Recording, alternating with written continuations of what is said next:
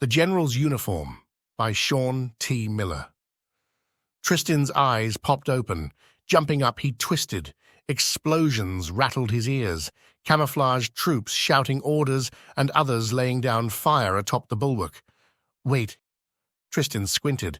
They were literally laying down fire. Blasts of flames burst from the troops' palms, incinerating the landscape before them. Black dots zipped across the scenery like ants with super speed. He tried to make out the dots, but they were too far away. Tristin tried to move, but his clothes refused. They were stiff, rigid, as if he was locked in place by his own garments. He regarded his outfit. What on earth? "Hey!" one of the soldiers shouted, looking back at Tristin. "He's up!" the man said, coming towards him. Tristin regarded the clothing again. It was a general's uniform, pristine and starched, stars and pins galore. But everyone else's uniform was ripped and torn. One of the dots jumped onto the bulwark while they were distracted. Tristin stepped back, or at least tried to step back. His clothes were still unyielding. These dots were beasts. Their mole-rat body and lion-type legs seemed out of place. Weirder yet, their bodies were translucent, like it wasn't really here. "Is this a dream?" Tristin thought. A soldier screamed as the mole-rat lion-type beast smacked him into the pile of weapons behind. Real enough to hurt, Tristin thought. "What is this?" Tristin shouted. One of the soldiers blasted the beast, fire bursting from his palms, sending it screeching away. "We can't kill them, sir," another cried. "We need him now." With furrowed brows and a firm step, one of the men came towards him. He looked in charge. He handed him a shield he got from the armory. Tristin's arm rose on its own to take the shield, but he clenched his fist, shocked at the involuntary movement. "What is going on here?" Tristin exclaimed. "Take the shield, nitwit," a voice said. Tristin twisted, searching for the source. "Hurry up! The men are dying!" He glanced at the captain that stood before him. The captain pointed to the general's uniform Tristin had on. "Yes, I can talk," the uniform said, top pocket flapping like a lip. "But no time for that now." It continued. "Take the shield. We need to go." Tristin took it. "Are you sure this is his affinity?" the captain asked. "Guess we'll see," the uniform said, then launched him into the midst of the creatures in the open plain before the bulwark. With inhuman speed, he dashed into the horde. Translucent pink blood masked the land with every strike. The shield sent rippling poles of lightning across the land, evaporating the creatures.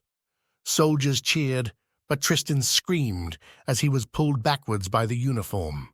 His hand twisted behind him, crashing into another set of ghost-like lion moles. "What are you doing?" Tristin yelled. "My arms don't work that way." "Just shut up," the uniform said. "I'll do the work, just hold tight to—" A creature pounced on him. The uniform pulled Tristin out of the path of a powerful strike. Panting, he turned. He was in a living room. His living room. He exhaled. "Honey, are you okay?" Gemma asked. "Oh my, you're sweating." He felt the couch beneath him just to make sure. Gemma chopped vegetables a few feet away. She was real, right? Of course you couldn't fake that beauty, he thought with a smile. "That one felt real," he said. Tristin sighed, relieved to be home. "One of those weird dreams again?" Gemma asked. "Yeah," he replied, "but this time it was—" He reclined, resting his head on the couch, then closed his eyes. As soon as his eyes closed, he jumped. Soldiers blasting lion moles and screaming all around. "You again," the general's uniform said. "The same one," the captain said, shield in hand. "Well, this wasn't it," he said, looking at the shield. He rushed for the sword. "Take it," the uniform demanded. The uniform had a deep, masculine voice. "Hey," Tristin said, refusing to take the sword. "This is my body." The uniform sighed. "Could you please take the sword so I can save my men?" Why am I talking to a uniform? Tristin said. This is a dream. He closed his eyes. When he opened his eyes, they were still there. The captain regarded him, concerned. Why did you pick him again? The captain asked. I didn't, the uniform said. This is not a dream, Tristin. Take the sword or men will die. And if they die, you die. The same guy? Another soldier asked. The captain nodded. I am right here, you know, Tristin said. The only benefit, the uniform said, is that we can have multiple chances to guess his affinity for one of the armor sets. After trying to wake himself 2 more times, he finally took the sword. Hey, Tristin said, do I even have a say in this? No, the uniform said, then launched him into the horde. He crashed into the ground, knee and fist sending dirt flying. He didn't feel anything, just as before. The uniform moved his hand with the sword slashing lion moles. Lightning cracked and pink blood splashed as they made their way towards a distant form, a giant lion mole standing on 2 legs. The giant monster loomed in the distance. Tristin eyed the creature. It had 3 heads. Focus, the uniform said. Stop stiffening your hand. Tristin decided it's best to play along if he won't wake. He moved with the uniform slashing and stabbing. Good, the uniform said. I know, right? I think I might be getting the hang of... Tristin woke up in the middle of a board meeting. Tristin, his boss said, smiling, glad to see you are back with us. What day was it? He checked his watch. A week had passed. I'll let him off the hook this time, guys. He burnt the midnight oil to meet the deadline. Deadline? Tristin thought. For what? Who was living his life while he was away? The only thing he could recall was going to sleep on the couch. Tristin rubbed his temples, then closed his eyes. He held them shut. He feared what he would see if he opened. He could feel a migraine coming on. What in the world was going on? Slowly he peeked. He's back, the captain said. That one was amazing. Tristin cupped his forehead. This isn't real. This isn't real. This isn't real. Yeah, the uniform agreed, but the sword is still not his affinity. What on earth is going on here? Tristin asked. Why am I here? What are we doing? And why can't I remember the time that passes when I am here? The captain handed him a belt, ignoring his rant.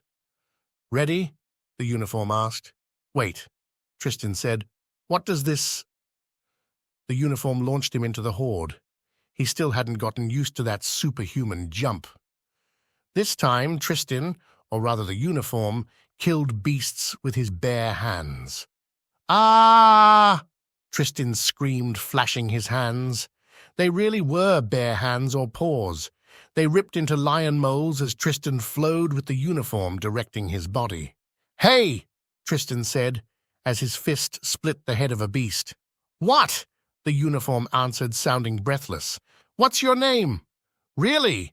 The uniform said, slipping underneath a lion mole and ripping its gut.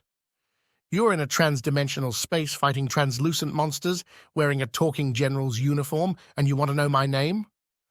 Well, Tristin said. He ducked as paws swiped above him. I don't have anything better to do. This all must be a dream, even when I think I'm awake. Just call me General, the uniform said. I doubt we'll see each other again. Summoning the same person 3 times is unlikely. Summon? Tristin asked. Yeah, the general said. Only your type can wield the legendary weapons and wear me. Tristin regarded the belt as they ducked for cover. Yes, the general continued. This is a part of the legendary armor. How long have you been fighting? Just over 2,000 years, the general replied. What? As long as we can hold them back, it's fine, the general said. But weaklings like you cause them to gain ground. And yet you summon me twice? Tristin asked. I don't choose who wears me, the general said. Who does? Enough talking, the general said. When I say duck, then... What? Tristin said.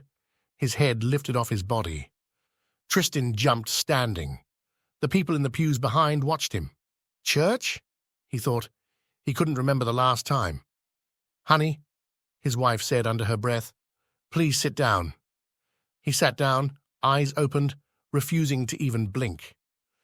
You promised you wouldn't sleep, Gemma said. She looked at him. What's wrong with your eyes? Nothing, he said, eyes dripping. It's watering, she said. Hun, is everything... A shush from behind cut her off. Tristin stared ahead, ignoring her. His only aim right now was to not go back, and so he kept his eyes opened.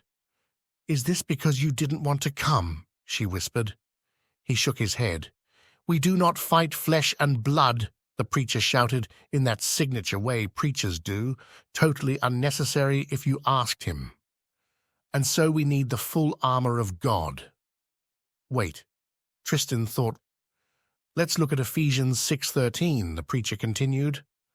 Therefore, the preacher read, put on the full armor of God, so that when the day of evil comes, you may be able to stand your ground, and after you have done everything, to stand. Seriously? Tristin thought. The only way to defeat the devil in your life, the preacher continued. Tristin, I think we should... Stop talking, he said to his wife. I mean, listen, this is really good stuff. She regarded him with confused eyes. The only chance we have, the preacher said, is to put on all the armor, not one, not two, all of it. Tristin sighed. I can't believe I'm doing this again. Doing what? Gemma asked. Tristin shook his head, then closed his eyes. Listen, General, Tristin said to the uniform, give me all the armor. What? The general asked. The captain handed Tristin a breastplate. I want them all, Tristin said. Are you crazy, kid? The general said. You can barely handle one. Any more and you wouldn't even last a minute out there. These are legendary. What's the worst that could happen? Tristin asked. The captain eyed the uniform. The general remained silent. Finally, he spoke. If you are killed by a legendary weapon, you die. For real, not just here, no coming back. Oh, Tristin said. Go hard or go home. Oh, crap, the general said. Get them all. Best case he dies early and we get someone else next time. Done, the captain said, strapping on the boots. Ready? The general asked. Let's do this, Tristin replied. They zipped from one lion mole to another, slashing, dashing, and spraying the land pink. Most of the time, the lion moles evaporated even before he could slice through them. A sort of force enveloped him, creating a protective shield.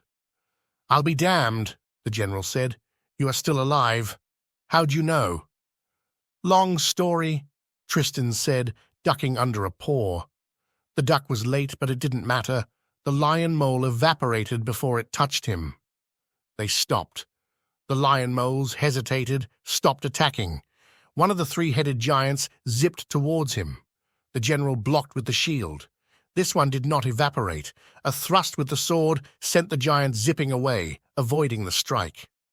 All right, the uniform said. He raised his arms, shield in one, sword in another. Thin strips of blue lightning danced across the surface. Tristin squinted. A bright blue light shot from the heavens. In waves, they rushed across the land in every direction. Lion moles and giants alike evaporated into nothingness. The general sighed. You should have led with that one, Tristin said. Didn't know I could, the general said. It's the full set. It made all the difference. Good work, kid. Wait, Tristin said. He could feel his mind drifting away. What now? We go home, the general said. Honey, Gemma called. We are going to be late. Check the closet. Right, he thought. We are heading for a restaurant, and I am looking for my favorite tie. Wait, how did I know that? He opened the closet door. The general's uniform hung at the front of the row. General? Tristin called. Who are you talking to? Gemma asked. Tristin spun. No one. Adjusting her hair, she went downstairs. Don't worry, kid, the uniform said. I'll be here when you need me, and I brought the armor, all of it. The general lifted a sleeve, pointing under the bed. Tristin smiled, then left.